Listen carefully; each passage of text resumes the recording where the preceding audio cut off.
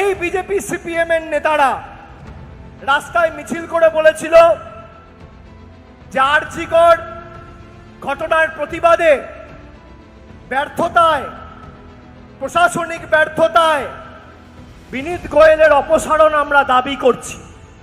তাহলে আরজিকরের ব্যর্থতার কারণে কলকাতার নগরপাল বিনীত গোয়েলের অপসারণ যারা দাবি করে, সেই মহান আত্মারা কেন আজকে পহেলগামে কেন্দ্র সরকারের ব্যর্থতার কারণে অমিত শাহ এবং আইবি ডিরেক্টর তপন ডেকার আপনারা ইস্তফা দাবি করছেন না?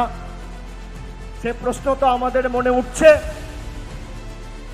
আপনারা বলুন, পেহেলগাম হয়েছে 22শে এপ্রিল, 26 জন 25 জন দেশের নাগরিক আর একজন নেপালের নাগরিক, 26 জনকে 4 জন বর্ডার পেরিয়ে পাকিস্তান দিয়ে হাতে করে AK-47 নিয়ে ঢুকে দিনের আলোয় গুলি করে ঝাঁঝরা করে মেরে দিল।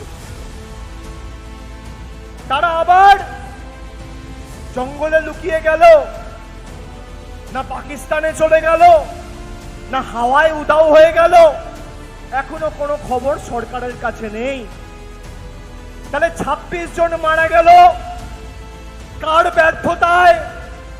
বর্ডারের দায়িত্বে কে? আইবির দায়িত্বে কে? সিআরপিএফ এর দায়িত্বে কে?